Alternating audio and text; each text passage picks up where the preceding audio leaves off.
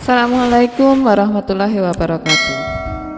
Masih bersama cerita mistis Bisikan Iblis Nyawa yang Tergadaikan bagian kelima. Ada hal menarik semenjak berita kehebatan Pak Wanto ini menyebar. Banyak keanehan yang membuat warga curiga. Salah satunya adalah tidak ada lagi yang pernah melihat Bu Robiah, Yuni, dan Rina. Padahal kabarnya beliau ada di rumah besar itu yang sekarang dijaga ketat. Hanya anak sulungnya saja yang sering keluar rumah. Itu pun tidak ada warga yang berani mendekat. Semua ini tidak lepas dari kejadian-kejadian mengerikan setiap kali bersinggungan dengan keluarga Pak Wanto. Kabarnya sesiapa yang membenci keluarga ini selalu mendapat sial. Namun ada satu cerita yang pernah atau sempat menyebar, di mana ada warga yang tidak sengaja melihat sesuatu ketika melewati rumah Pak Wanto di malam hari. Di jendelanya ia melihat Ibu Robiah. Rambutnya panjang tergerai. Di wajahnya ia tampak memelas meminta tolong. Terlepas asli atau tidaknya cerita itu, warga tetap merasa ngeri, seperti ada yang ganjil di rumah sebesar itu.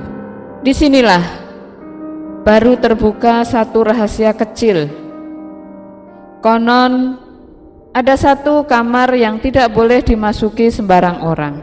Bahkan pasien-pasien Pak Wanto dilarang masuk ke sana.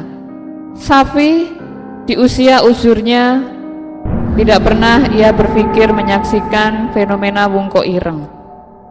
Namun semenjak kejadian itu, berbulan-bulan ia tidak bisa lagi tidur nyenyak.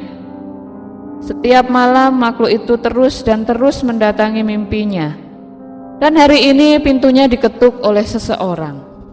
Sa'diyah awalnya ragu. Namun ia melihat tatapan mata kosong membuat Safi akhirnya mempersilahkan masuk anak yang juga lahir dari buah kerja kerasnya dulu. Ono opo nduk? Gak biasane awakmu mrene. Ada apa nak? Gak biasanya kamu kesini.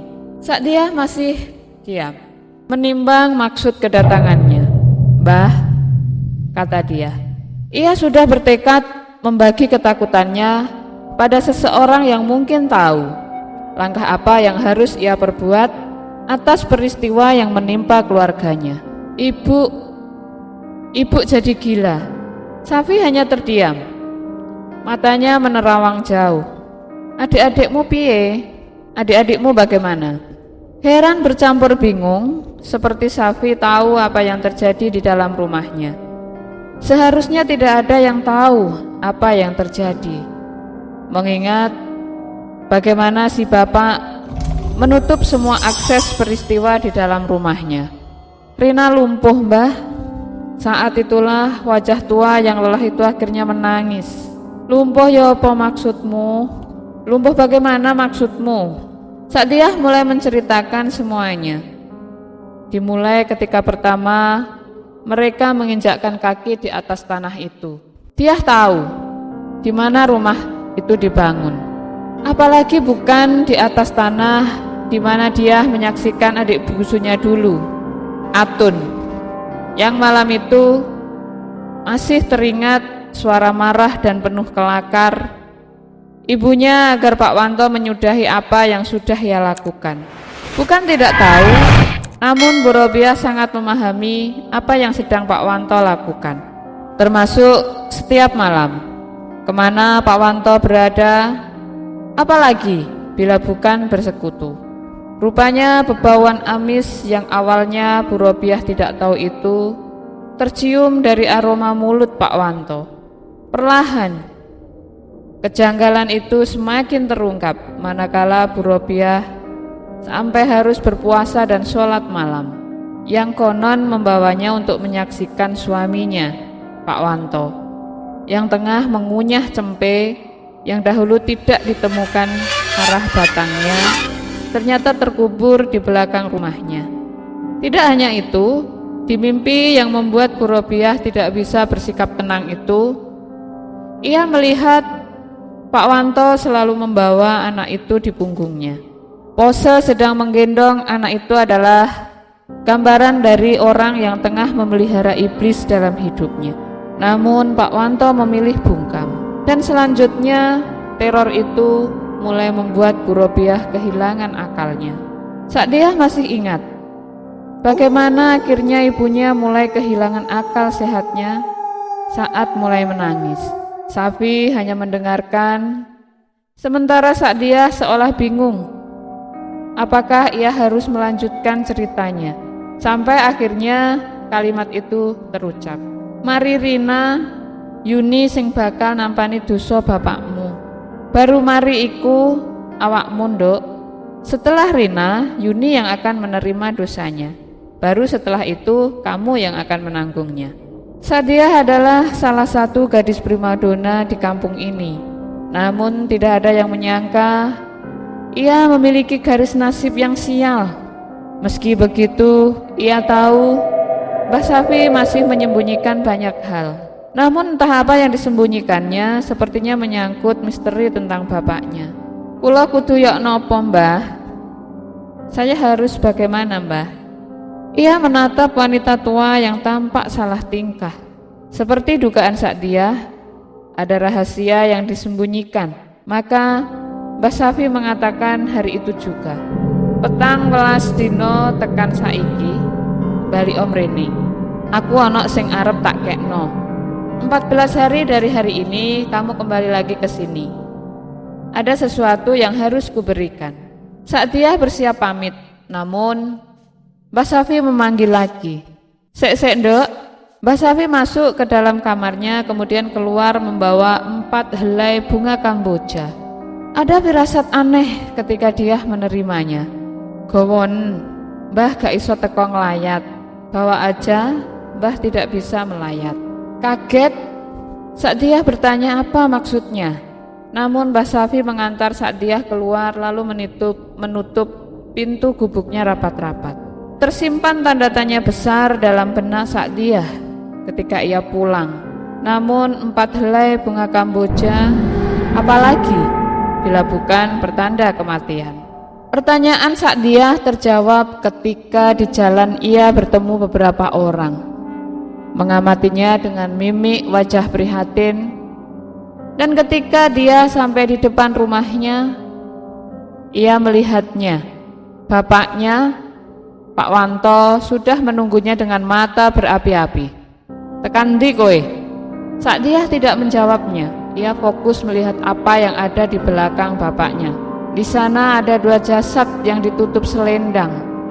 Ketika ia mendekat, adiknya Yuni memberitahunya, "Mak, ambek Rina gak ono, Mbak.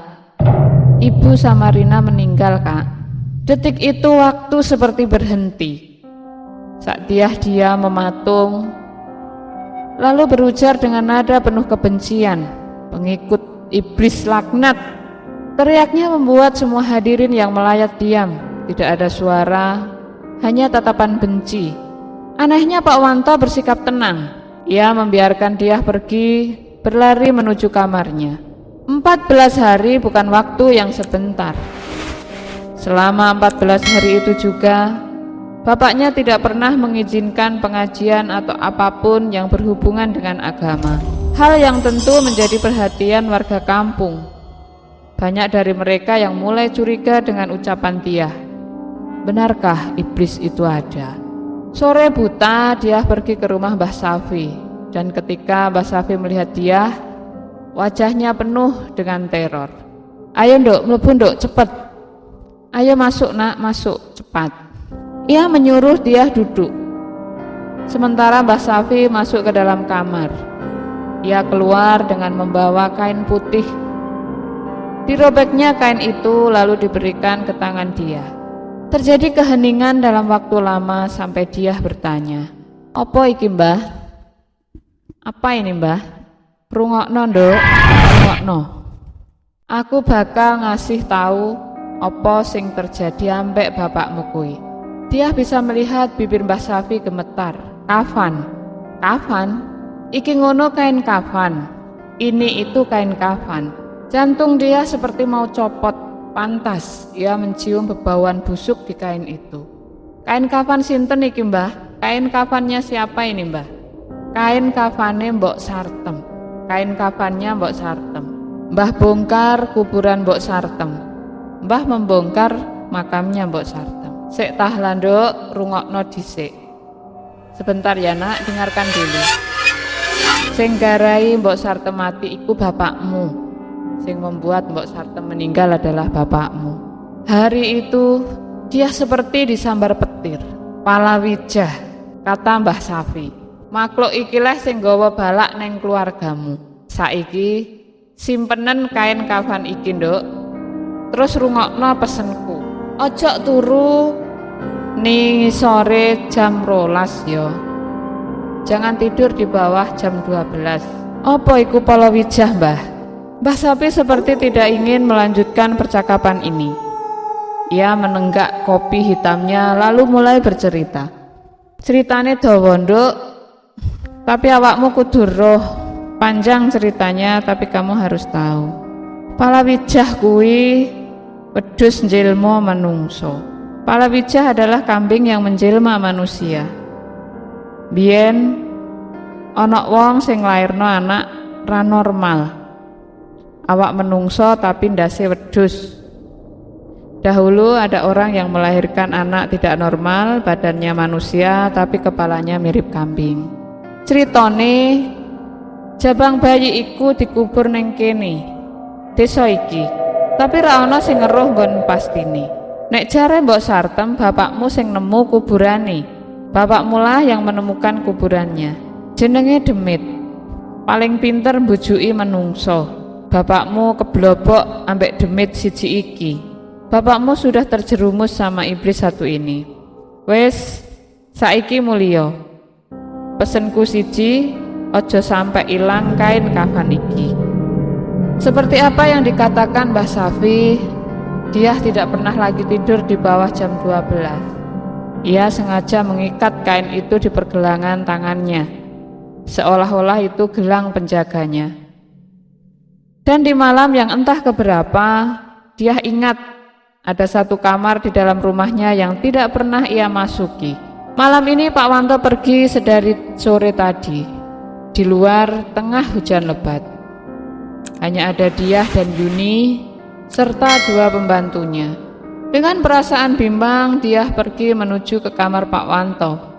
Kamar yang tidak pernah boleh dimasuki siapapun. Baru saja ia menutup pintu kamarnya, dia dikejutkan oleh Yuni. Yuni menatapnya dengan tatapan datar. Sebelum dia bertanya kepada Yuni masih terjaga di jam malam seperti ini. Tiba-tiba Yuni tertawa cekikikan, berlari meninggalkan dia dengan wajah kebingungan. Tanpa menghiraukan Yuni, dia tetap berjalan menuju kamar Pak Wanto. Tercium aroma wewangian yang biasa Pak Wanto gunakan, sangat familiar, namun memuakkan bagi dia yang sudah lupa bahwa ia punya figur seorang bapak. Ketika dia tepat di depan pintu itu, ia tahu ia tak sendirian. Pintu yang biasa terkunci rapat malam ini anehnya bisa dibuka dengan sangat mudah. Maka dia melesat masuk, dan hal pertama yang dia lihat adalah temboknya yang ditutup dengan kain hijau zamrud. Suasana di kamarnya membuat dia merinding. Ada rahasia di dalam sini. Tanpa membuang waktu, dia mengamati setiap detail kamar ini. Banyak topeng anggon, dari barong sampai wuruan. Banyak keris terpajang di atas meja, lengkap dengan kemenyan yang dibakar di atas bak tanah liat kecil. Namun dia terfokus menatap satu titik. Ada keranjang bayi yang diselimuti oleh sewek, kain yang digunakan oleh ibu Jawa.